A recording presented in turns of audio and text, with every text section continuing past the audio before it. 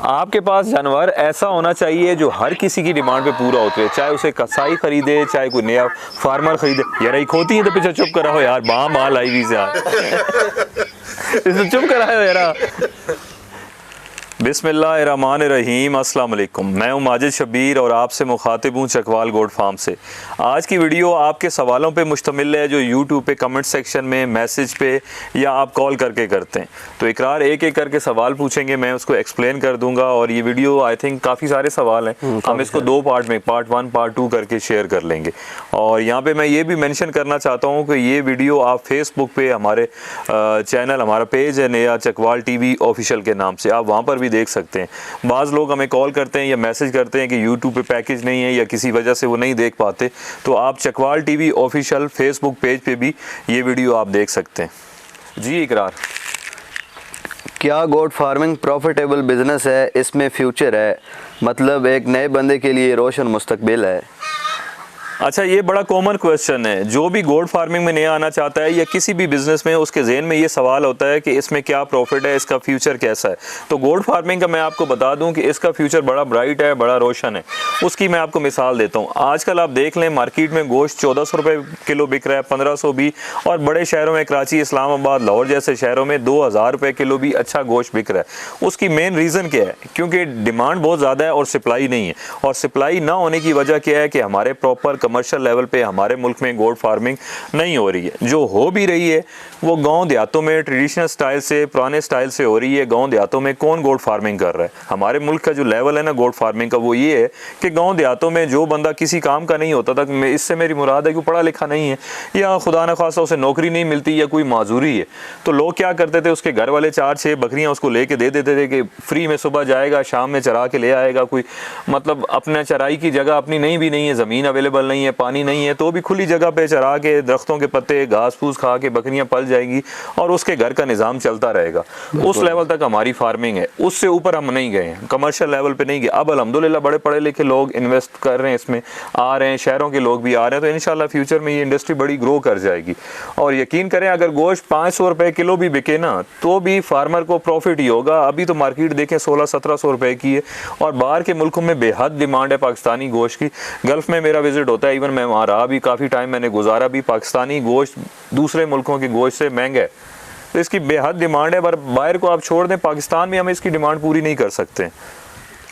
और यकीन करें, इसमें लाखों नहीं करोड़ों रुपए आप कमा सकते हैं। शर्त ये है कि आप में थोड़ा सा सब्र हो और हिम्मत हो शुरू करने की। और ये अल्हम्दुलिल्लाह ऐसा काम है, इसमें बड़ी इन्वेस्टमेंट नहीं चाहिए। आप एक बकरी से अपना काम स्टार्ट कर सकते हैं। अगर आपके पास फार्म नहीं है, ज़रूरी ज़मीन नहीं है, तो 1-2 बकरियाँ आप अपने घर के सहन में छत पर भी रख सकते हैं और आपकी घर की बची कुची सब्ज़ी, फ्रूट, रोटी, ये चीज़ें खा के भी बकरी पल सकती है। एक बकरी को पालना कोई मुश्किल नहीं है। तो आहिस्ता आहिस्ता ये बड़ा बरकत वाला काम है, सुन्नत है, ये ग्रो करता जाएगा। और टाइम के साथ साथ आप फार्म पे शिफ्ट हो जाएं, थोड़ी जगह ले लें, फार्म बड़ा ले लें, अपनी नहीं है तो ठेके पे ले सकते हैं, किराए पे ले सकते हैं, मगर किसी तरह से भी ये काम चल सकता है। और सबसे जो ज़रूरी बात ये है कि कोई भी काम करने का तरीक़ाकार ये है कि आप उस काम को शुरू कर दें। जब आप शुरू कर देंगे ना, आपका वसीला ज़रिया खुद ब खुद बनता जाएगा, चीज़ें जुड़ती रहेंगी। अगर आप बैठ के सोचेंगे ना कि इतने का मुझे फार्म बनाना है, इतने की शेड हो, इतनी जगह हो, ये वसाइल हो, इतनी इन्वेस्टमेंट हो, तो मैं काम शुरू करूँगा, तो यकीन करें वो काम कभी स्टार्ट नहीं होना है। आप अल्लाह का नाम लेके छोटे लेवल से शुरू कर दें, एक रेडी से शुरू करें। गोट फार्मिंग से नहीं, आप इससे हट के कोई भी बिज़नेस करना चाहते हैं ना, छोटे लेवल से आप शुरू कर दें। दुकान किराए पे ले लें, एक रेडी लगा लें। गोट फार्मिंग में आना चाहते हैं, एक बकरी ले लें। एक बकरी से आप दिमाग में सोचेंगे मैं कितना प्रॉफिट कमाऊंगा, आप सीख लेंगे। और लोग डरते हैं कि नुकसान, एक बकरी से कितना नुकसान हो जाएगा, 30,000 35,000 का नुकसान हो जाएगा। और एक्चुअली हो भी जाए तो मेरा ये मानना है कि वो नुकसान नहीं होता। कोई भी आप नया बिजनेस करते हैं तो उसमें स्टार्ट में जो आपको नुकसान होता है वो नुकसान नहीं है, वो उस काम को सीखने की फ़ीस है। आप डिग्री लेते हैं, किसी भी सब्जेक्ट में पढ़ते हैं, मास्टर करते हैं, ग्रेजुएशन करते हैं, तो उस काम को आप सीख रहे होते हैं, उसकी आप फीस देते हैं, स्कूल की, कॉलेज की, ट्यूशन की, बुक्स लेते हैं। तो बिज़नेस में भी इसी तरह से आप कोई भी काम स्टार्ट करते हैं जो आपको इनिशियली नुकसान हो रहा होता है, एक्चुअली वो सीखने की आप फीस पे कर रहे होते हैं। जिस तरह से आप यूनिवर्सिटी, स्कूल, कॉलेज में देते हैं, तो उस काम को सीखने की फीस है, वो नुकसान नहीं है। अच्छा माजिद भाई, बकरियों का दूध बेचें या गोश्त, किस में ज़्यादा प्रॉफिट है?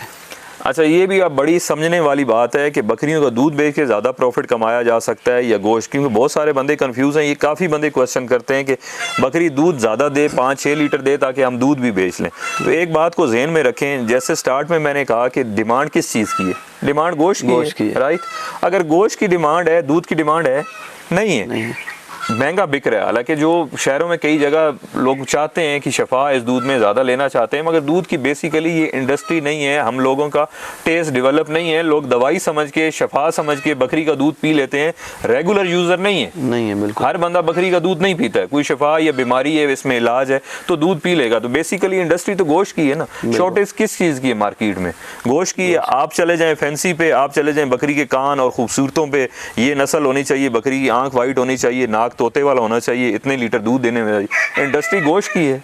कसाई को, छुरी को, खाने वाले को पता है बकरी का कलर कैसा था, उसकी आंख कैसी थी, उसका नाक तोते जैसा था या नहीं है। मेन इंडस्ट्री तो गोश्त की है ना। आप गोश्त पे फोकस करें, आप दूध पे ना करें। अगर आप दूध पे जाएंगे, फैंसी पे जाएंगे, तो ऐसे बड़े फार्म देखे जो फेल हो गए। गोट फार्मिंग नहीं, आप डेयरी में ले लें, आप पोल्ट्री में ले लें, सब चीज़ों में वो फार्म नहीं रन कर पाए जो खूबसूरती पे गए, जो वाह पे दिखावे पे चले गए। खूबसूरत चीज़ है ना, आप, मैं पहले भी कहता रहता हूँ, आप मंडी में ले जाएं या आपने सेल करनी है ना कोई चीज़ भी, उसके साथ बंदे पिक्चर बनवाएंगे, सेल्फी बनवाएंगे, मगर उसकी कीमत कोई नहीं देगा आपको। तारीफ बड़ी करेंगे, कीमत नहीं देगा। अब जो यूज़र है, लेने वाला है, उसके दिमाग में बकरी की आँख, नाक, कान, लेंथ, हाइट ऐसी होनी चाहिए, उसके दिमाग में एक पिक्चर बनी हुई है, वो एडजस्ट बैठती है जाके 2.5-3 लाख के जानवर पे, और उसकी जेब में होते हैं 30 से 35 हज़ार। वो पे करना चाहता है 30 से 35 हज़ार, मगर चीज़ें वो चाह रहा है, वो दोनों चीज़ें मैच नहीं करती हैं। एक आपका कस्टमर ही ख़राब होगा और वो आप सेल नहीं कर पाएंगे। इंडस्ट्री गोश्त की है, गोश्त को फोकस करें। आपके लिए वो जानवर प्रॉफिटेबल है जो गोश्त के हिसाब से आप कसाई को बेचें, आपको प्रॉफिट दे के जाए, तो वो फार्मिंग कामयाब है। अगर आपके पास 4 लाख की बकरी है, 3 लाख की बकरी है, आप कसाई को बेच सकते हैं? नहीं बेच सकते। 8,000 10,000 का किलो गोश्त कोई बंदा आज की डेट में पाकिस्तान में अफोर्ड कर सकता है? 15-16 100 रुपया भी महंगा है। बिल्कुल, बंदे 15-16 100 रुपया भी महंगा है, वो नहीं ले पाते, तो 4,000 5,000 या 8,000 का किलो गोश्त बिकेगा। तो ये कौन सी समझदारी, आप 3 लाख की बकरी पे जाएं? बकरी आप ऐसी ले लें, सेहतमंद हो, हेल्दी हो, अच्छी हाइट की हो, नाक, कान, आँख, इन चीज़ों को छोड़ दें। ऐसी बकरी 30 35 40 50 से नीचे आपको मिल जाती है। जो 30-35 की रेंज में थी, आप 5-6 हज़ार, तेल बढ़ने, चीज़ें बढ़ने से चीज़ें महंगी हो गई हैं, ट्रांसपोर्टेशन चार्जेस आ गए, बहुत सारी चीज़ें आ गई, तो 4-5 हज़ार हर जानवर महंगा हो गया। फिर भी 40 के आसपास आपको एक अच्छी बकरी मिल जाती है जो फार्मिंग के लिए बेहतरीन है, बीमार ना हो, हेल्दी हो, परफेक्ट है। बाकी अब फैंसी पे चले जाएं, छोड़ दें। दूध बकरी का इतना हो कि वो अपने बच्चों को पिला ले। अगर दूध आप 6-7 लीटर वाली बकरी चाहें कि मैं 3 किलो दूध बेच लूँ, 3 किलो बच्चे पिए, तो वो काम चल नहीं पाएगा। अगर आपने दूध ही बेचना है, बकरी कितना टाइम दूध देगी? 2 से 3 महीने देगी, 4 महीने दे देगी, उसके बच्चे ने पीने, फिर क्रॉस होगी, दूध सुखा जाएगी। अगर आप दूध बेचना चाहते हैं तो आप गाय लें। अगर 3 लाख की बकरी आपको 6 लीटर दूध दे रही है, तो 3 लाख वाली गाय आपको 20 से 25 लीटर दे देगी। तो फिर आप गोट फार्मिंग ना करें। ये इंडस्ट्री गोश्त की है, गोश्त के लिए काम करें, गोश्त की फार्मिंग करें, तो आप कामयाब हैं। अगर इसको आपने दूसरी चीज़ों में उलझाया कि मैं दूध बेच लूँ, मैं खूबसूरती पे चला जाऊँ, तो उसका कस्टमर है लिमिटेड है, 5% है। मैंने शायद एक वीडियो में कहा भी था कि अगर आप फैंसी और ख़ूबसूरत चीज़ों पे चले गए ना, तो आपने अपनी दुकान ना 50 से 70% लोगों के लिए बंद कर ली। आपका ऐसा होना चाहिए फार्म, आपका जानवर ऐसा होना चाहिए, कसाई भी ले तो आपको प्रॉफिट हो, नया फार्मर ले तो आपको प्रॉफिट हो, घर में रखने वाला, शौक से रखने वाला, किलो 1.5 किलो की दूध की ज़रूरत वाला रखने वाला, आपका जानवर उस पर फिट बैठे और प्राइस के हिसाब से हर बंदे की रेंज में हो। 3-4 लाख वाला। अब मैं आपको मिसाल देता हूँ, हमारा कस्टमर जो है ना, लोकली चकवाल बेस है हम, चकवाल में हमारा कस्टमर इतना ज़्यादा नहीं है, क्योंकि लोग अभी फार्मिंग की तरफ, बाकी पाकिस्तान में KPK में चले जाएं, कश्मीर में चले जाएं, पूरा पंजाब में चले जाएं, सिंध में चले जाएं, हर तरफ हमारा कस्टमर है। बिल्कुल है। अगर हमारे पास एक बार लाख 1.5 लाख वाले 3-4 बकरे आ गए, वो 4 महीने हमारे पास नहीं बिके, बेचना मुश्किल हो गए। 1.5 लाख का जानवर हमारे लिए 4 महीने बेचना मुश्किल हो गया। जो 35 से 40 हज़ार वाला जानवर है, तो वो इजीली जाता है, वो 100 हो 500 हो, यूँ सेल होता है। बिल्कुल, क्योंकि उसका यूज़र ज़्यादा है ना, उसका गाहक ज़्यादा है। अब आप सोच लें, आपको 5% के लिए दुकान ओपन करनी है या 100% के लिए करनी है, तो इस चीज़ को अपने दिमाग में रखें। अच्छा माजिद भाई, एक नया बंदा कितनी बकरियों से फार्म स्टार्ट करे? देखें, ये प्योरली डिपेंड करता है आपके बजट के ऊपर, आपके वसाइल के ऊपर, आपके पास शेड कितना है, आपके पास उनको रखने की जगह कितनी है, खुराक का आपका क्या सोर्स है, उनकी मैनेजमेंट, उनको संभालने के लिए आपके पास स्टाफ कितना है, मैन पावर क्या है। तो ये चीज़ें डिपेंड करती है कि आप कितनी बकरियों से स्टार्ट करें। अब एक बंदे के पास खुराक का कोई सोर्स नहीं है, 4 बकरियों की खुराक है, वो 40 ले ले तो वो फार्म फेल हो जाना है। अगर खुराक प्रॉपर नहीं मिलेगी, उनकी ज़रूरत के मुताबिक मुतवाज़न नहीं मिलेगी, तो जानवर कमज़ोर हो जाएगा। फॉर एग्ज़ाम्पल वो सारी खुराक बाज़ार से अगर मार्केट से ख़रीदता है, रेडीमेड ख़रीद लेता है, तो वो बहुत ज़्यादा कॉस्टली होगी। उसका जानवर अगर 50,000 में तैयार होता है, मार्केट वैल्यू उसकी 35 से 40,000 है, वो तो 10,000 नुकसान में पर जानवर चला गया। तो आपको ये देखना है नया फार्म स्टार्ट करते वक्त कि आपके पास खुराक का क्या सोर्स है, आपके पास उसको रखने का क्या सोर्स है, उसको संभालने के लिए आपके पास स्टाफ मौजूद है या आप खुद संभाल लें, कितने जानवर आप ईजिली संभाल सकते हैं। तो इन चीज़ों पे डिपेंड करता है कि आप कितने जानवरों से स्टार्ट करें। अच्छा माजिद भाई, बकरियों के लिए बेहतरीन खुराक कौन सी है? अच्छा, खुराक में मैं यही कहूँगा, मुख्तलिफ एरिए में, जैसे हमारा बरानी इलाका है ना, तो यहाँ की खुराक मुख्तलिफ है, नहरी इलाकों में मुख्तलिफ है। लूसन सबसे बेहतरीन है, मगर उसके लिए काफ़ी पानी चाहिए होता है। हम अपने एरिया में लूसन नहीं उगा सकते। आप टॉप पे रखें लूसन है, चाहे आप लूसन सब्ज डालें तो भी अच्छा है, अगर उसको हे बना के ड्राई करके डालें वो तो बहुत ही बेहतरीन है। कोई भी खुश चारा है जानवर के लिए बड़ा बेहतरीन है। उसमें क्या होता है, जानवर की पानी की इंटेक ज़्यादा हो जाती है खुश चारे के ऊपर, और उसका खाना डाइजेस्ट भी अच्छे तरीके से होता है और उसके जिस्म को लगता भी है। सब चारे में वाटर का जो मैटर, पानी का लेवल ज़्यादा होता है, तो वो ज़्यादा वेस्ट होता है। समझे 60-70% वेस्ट हो जाता है, और खुश चारा 60-70% जानवर को लगता है। जब वो पानी ज़्यादा पिएगा, दूध भी ज़्यादा देगा, गोश्त भी वो बढ़ाएगा, उसको बीमारियां भी कम आएंगी। और इनकी मेडिकेशन वैक्सीन कौन कौन सी होती है? अच्छा, मेडिकेशन रूटीन में हम उसकी वीडियो भी हम बना देंगे। 6-8 इंजेक्शन है, जिसमें नज़ला हो गया, ज़ुकाम हो गया, बुखार हो गया, जानवर सुस्त है, ढीला पड़ गया, खा पी नहीं रहा, तो उसके 6-7 इंजेक्शन है। इंशाल्लाह मैं उसकी एक वीडियो शेयर कर लूँगा, आप वो देख लीजिएगा। रही बात वैक्सीन की, तो वैक्सीन लाइफ स्टॉक को, जो भी आपके करीब हॉस्पिटल पड़ता है लाइफ स्टॉक का, आप उनसे रब्ता कर लें। साल में 3 वैक्सीन होती है बेसिकली, ETV की है, PPR है और CCPP है। वैक्सीन किस चीज़ की होती है? वैक्सीन उस बीमारी की होती है जिसका इलाज पॉसिबल नहीं होता, नामुमकिन होता है, उसकी वैक्सीन करते हैं ताकि जानवर उस बीमारी के आने, उसमें क़ुव्वत मदाफ़त हो। अगर वो बीमारी आए तो उसमें रेजिस्टेंस पावर हो, वो फाइट करे, उस बीमारी से बच जाए। अगर आपने वैक्सीन नहीं करवाई है, उस जानवर को बीमारी आ गई, तो वो नहीं संभल पाएगा, वो मर जाएगा। वो फायर फाइटिंग वाला काम हो गया कि बच गया तो ठीक है, नसीब वाली बात है। वैक्सीन बीमारी आने से पहले होती है। हमारे यहाँ नॉर्मली गांव देहातों में वैक्सीन लोग नहीं करवाते, और ऐसा भी मैंने देखा है कि लाइफ स्टॉक वाले आते हैं वैक्सीन करने के लिए, लोग उनको भगा देते हैं। वो कहते हैं नहीं नहीं, टीका लग गया, हमारा जानवर मर जाएगा, बीमार हो जाएगा, एक्सपायर हो जाएगा।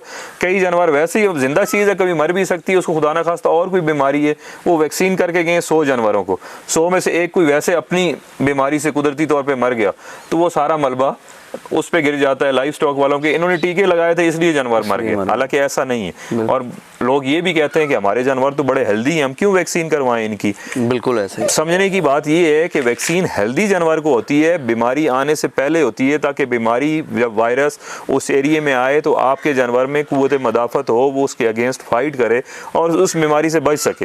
वैक्सीन का ये पर्पज़ है, आप वैक्सीन लाजमी कराएं। आप देखें, मुझे लोग ये भी बहुत सवाल करते हैं कि अक्सर सुनने में आता है 5 बकरियां मर गई, 10 मर गई, 15 मर गई और इसमें नुकसान बढ़ा है। उसकी सबसे मेन वजह ये है कि वो लोग प्रॉपर्ली वैक्सीन नहीं कराते, वैक्सीन नहीं करवाते। और दूसरी ये चीज़ भी समझने की है, आपके जानवर को नज़ला होता है, ज़ुकाम होता है, बुखार होता है, कोई भी बीमारी होती है, उसको क्वारंटाइन करें, आइसोलेशन में डालें, सेपरेट करें, उसका खाना पीना दूसरे जानवरों से अलग करें। अगर आपने टाइमली ऑब्जर्व नहीं किया, आज आपका एक जानवर बीमार है, अगले दिन 4 होंगे, उससे अगले दिन 6 10 या आपके पूरे फार्म के जानवर बीमार हो गए, क्योंकि वो एक जगह इकट्ठे खा पी रहे हैं। ये बीमारियां एक से दूसरे में शिफ्ट हो जाती हैं। अगर आप ऑब्जर्व करते हैं, टाइमली उसको सेपरेट करते हैं, आइसोलेशन में डाल देते हैं, तो कोई नहीं, उसको ट्रीट करें, जब वो ठीक हो जाए ऑब्जर्व करें, हफ्ता 10 दिन नॉर्मल उसमें मिक्स कर दें।